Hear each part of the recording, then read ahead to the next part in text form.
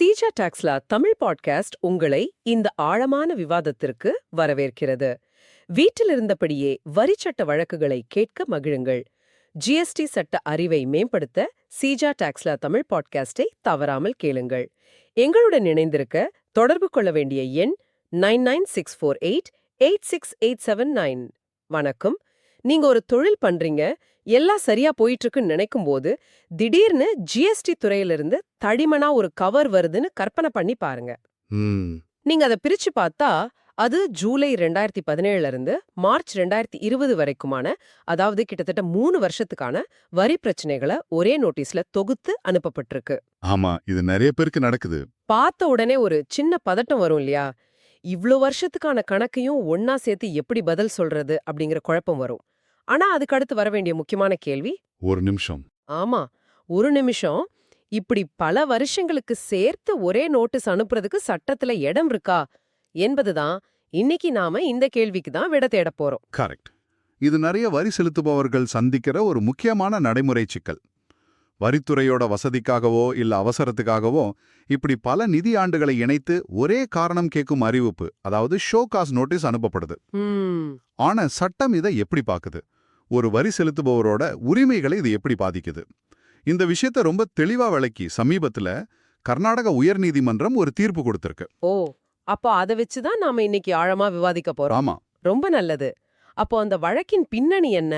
வரி செலுத்துபவர் எதுக்காக நீதிமன்றம் வரைக்கும் போனாரு? இந்த வழக்குல ஒரு வரி செலுத்துபவருக்கு ஜூலை 2017 முதல் மார்ச் 2020 வரையிலான காலகட்டத்துக்கு கிட்டத்தட்ட 3 வருஷம். ஆமா, 3 வருஷ காலகட்டத்துக்கு ஒரே ஒரு ஒருங்கிணைந்த காரணம் கேட்கும் அறிவிப்பை அனுப்பி அதன் அடிப்படையில ஒரு இறுதி உத்தரவும் பிறப்பிச்சிட்டாங்க. அதாவது பல நிதி ஆண்டுகளை ஒரே நடவடிக்கையா பார்த்திருக்காங்க.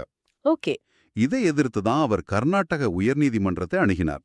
ஒவ்வொரு நிதியாண்டும் ஒவ்வொரு வரி விதிப்பு காலமும் தனித்தனி, அதை எப்படி ஒன்னா சேர்த்து நீங்க உத்தரவு போடலாம் என்பதுதான் அவரோட அடிப்படை கேள்வி. சரி, நீதிமன்றம் இந்த வழக்கை எப்படி அணுகுச்சு? அவங்க பார்வை எப்படி இருந்தது? சுவாரஸ்யமான விஷயம் என்னன்னா, இந்த வழக்குக்காக நீதிமன்றம் புதிதாக சட்டத்தை அலசி ஆராயல. அப்படியா? ஆமா, காரணம் இதே மாதிரி ஒரு பிரச்சனைய கொஞ்ச காலத்துக்கு முன்னாடி தான் விசாரிச்சு ஒரு தெளிவான தீர்ப்பு கொடுத்திருந்தாங்க. அதனால அந்த முந்தைய தீர்ப்பின் அடிப்படையில தான் இந்த வழக்கையும் விசாரிச்சாங்க. ஓ, அப்ப அந்த முந்தைய தீர்ப்பு தான் இந்த விஷயத்துக்கு ஒரு அஸ்திவாரமா அமைஞ்சிருக்கு. கரெக்ட். அந்த முந்தைய தீர்ப்புல நீதிமன்றம் இந்த விஷயம் சம்பந்தமா 2 முக்கியமான கேள்விகளை எழுப்பி அதுக்கு ரொம்ப தெளிவான பதிலையும் சொல்லியிருந்தது. அப்போ அதுல நீதிமன்றம் கேட்ட முதல் கேள்வி என்ன? அதுதானே இல்ல விவாதத்தோட மையப்புள்ளி. மிகச்சரியா சொன்னீங்க. முதல் மற்றும் மிக முக்கியமான கேள்வி இதுதான். ஜிஎஸ்டி சட்டத்தோட பிரிவு 73 அல்லது 74 கீழ் பல நிதியாண்டுகளை ஒன்னா இணைத்து ஒரே தொகுப்பா கருதி ஒரே ஒரு காரணம் கேட்கும் அறிவிப்பு அனுப்புவது சட்டப்படி செல்லுமா? இதுதான் கேள்வி. ஆமா. இதுக்கு நீதிமன்றத்தோட பதில் என்னவா இருந்துச்சு? ரொம்ப நேரடியா இருந்ததா, சுத்தி வளைச்சு சொன்னாங்களா? மிக தெளிவான உறுதியான இல்லை என்பதுதான் நீதிமன்றத்தோட பதில். ஓ, நோ. ஆமா, பல நிதி ஆண்டுகளை ஒன்னா இணைத்து ஒரே அறிவிப்பாக அனுப்புவது சட்ட விரோதமானது, செல்லுபடியாகாதது, அதுக்கு சட்ட அதிகாரமே இல்லைன்னு நீதிமன்றம் தீர்ப்பளித்தது. வாவ், ரொம்ப ஸ்ட்ராங்கான வார்த்தைகள். ஆமா, இது சிஜிஎஸ்டி மற்றும் கேஜிஎஸ்டி சட்டங்களின் விதிகளுக்கு முற்றிலும் முரணானதுன்னு சொல்லிட்டாங்க. ஒரு நிமிஷம், எங்கதான் எனக்கு ஒரு கேள்வி வருது. வரித்துறையோட பார்வையில பார்த்தா எல்லா வருஷத்துக்கான பிரச்சனையும் ஒன்னா ஒரே நோட்டீஸ்ல அனுப்புறது அவங்களுக்கு வேலை மிச்சம் இல்லையா? நேரம், காகிதம் எல்லாம் சேவ் ஆகும்.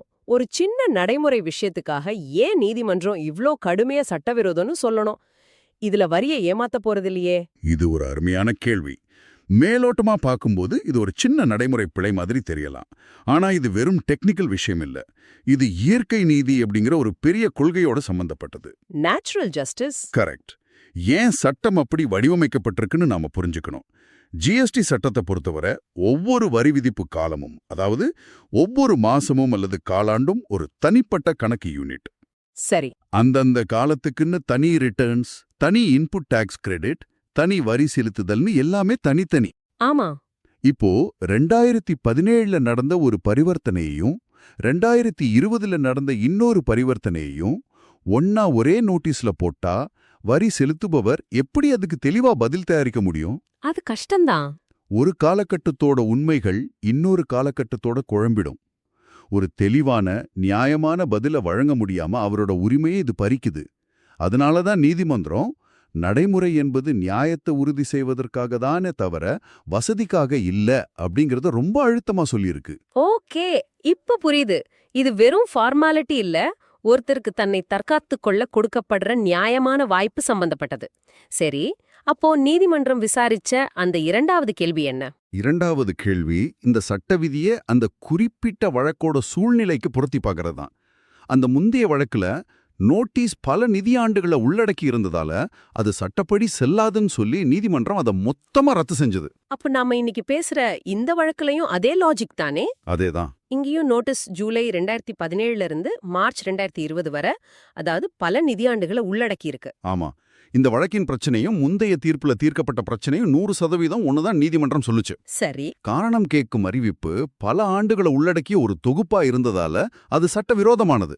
அதனால அந்த தவறான அறிவிப்பை மட்டும் இல்ல, ஓகே, அதன் அடிப்படையில பிறப்பிக்கப்பட்ட இறுதி உத்தரவையும் சேர்த்து ரத்து செய்யணும்னு நீதிமன்றம் முடிவு செஞ்சது. சரி. இப்போ நோட்டீஸ் ஆர்டர் எல்லாமே ரத்தாயிடுச்சு. அப்ப அந்த வரி செலுத்துபவருக்கு ஒரு பெரிய நிம்மதி கிடைச்சிருக்குமா? எந்த வரியும் கட்ட தேவையில்லைன்னு எடுத்துக்கலாமா? அங்கதான் நம்ம ரொம்ப கவனிக்க வேண்டிய ஒரு விஷயம் இருக்கு. இது வரி செலுத்துவோருக்கு கிடைச்ச ஒரு தற்காலிக வெற்றி தான், முழுமையான வெற்றி இல்ல. ஓ, நீதிமன்றம் வரித்துறை பின்பற்றிய நடைமுறை தவறுன்னு மட்டும்தான் சொல்லியிருக்க தவிர வரி செலுத்துபவர் வரி கட்டவே தேவையில்லைன்னு சொல்லல. அப்படியா? ஆமா, அவங்க அந்த உத்தரவை ரத்து செஞ்சாலும் வரித்துறைக்கு சட்டத்தின்படி பொருத்தமான நடவடிக்கைகளை மீண்டும் தொடங்க முழு சுதந்திரம் இருக்குன்னு தீர்ப்புல தெளிவா சொல்லிட்டாங்க. ஓ, அப்போ கதை முதல்ல இருந்து ஆரம்பிக்க போதுன்னு சொல்றீங்க. இதோட அர்த்தம் என்ன? இதோட அர்த்தம், வரித்துறை இப்போ ஒவ்வொரு நிதியாண்டுக்கும் அல்லது ஒவ்வொரு வரி விதிப்பு காலத்துக்கும் தனித்தனியாக சட்டப்படி சரியான புதிய காரணம் கேட்கும் அறிவிப்புகளை அனுப்பலாம். ஓகே, தனித்தனியா? ஆமா, உதாரணமா 2017-18க்கு ஒரு நோட்டீஸ், 2018-19க்கு ஒரு நோட்டீஸ், 2019-20க்கு ஒரு நோட்டீஸ்னு தனித்தனியா அனுப்புவாங்க. சரி. அப்போ வரி செலுத்துபவர் ஒவ்வொரு நோட்டீஸ்க்கும் அதுல இருக்கிற விஷயங்களுக்கு ஏற்ப, அதாவது ஆன் இட்ஸ் மெரிட்ஸ், தனித்தனியா பதில் சொல்லி ஆகணும். அப்ப போராட்டம் முடிஞ்சிடுச்சுன்னு இல்ல, சரியான ஆடுகளத்துக்கு இப்போதான் வந்திருக்கு. மிகச் சரியா சொன்னீங்க. இது ரொம்ப முக்கியமான தெளிவுபடுத்தல். அப்போ இதுல இருந்து ஒரு வரி செலுத்துபவரோ அல்லது ஒரு வரி ஆலோசகரோ கத்துக்க வேண்டிய பாடம் என்ன? ஒருவேளை இப்படி ஒரு ஒருங்கிணைந்த நோட்டீஸ் வந்தா அவங்களோட வியூகம் எப்படி இருக்கணும்? முதல் விஷயம், உங்களுக்கு வர்ற நோட்டீஸை சட்ட ரீதியா மட்டும் பார்க்காம நடைமுறை ரீதியாகவும் சரியா இருக்கான்னு பார்க்கணும். பல ஆண்டுகளை ஒன்றாக இணைத்து ஒரு நோட்டீஸ் வந்தா அதை ஆரம்பத்திலேயே எதிர்க்க இந்த கர்நாடகா உயர்நீதிமன்ற தீர்ப்பு ஒரு மிக வலுவான ஆயுதம். இது ஒரு அடிப்படை பிழைங்கிறதால முழு நடவடிக்கையையும் ஆரம்பத்திலே செல்லாததாக வாய்ப்பு இருக்கு. ஆமா, அது வழக்கை எதிர்கொள்ள தேவையான நேரத்தையும் கொடுக்கும். கரெக்ட், நேரத்தையும் தெளிவையும் கொடுக்கும். ஒவ்வொரு வருஷத்தோட பிரச்சனையும் தனித்தனியா கையாளுறது எல்லாத்தையும் ஒன்னா போட்டு குழப்பிக்கிறத விட எப்போதுமே எளிது. ஆக இன்றைய விவாதத்தோட சாராம்சம் இதுதான்.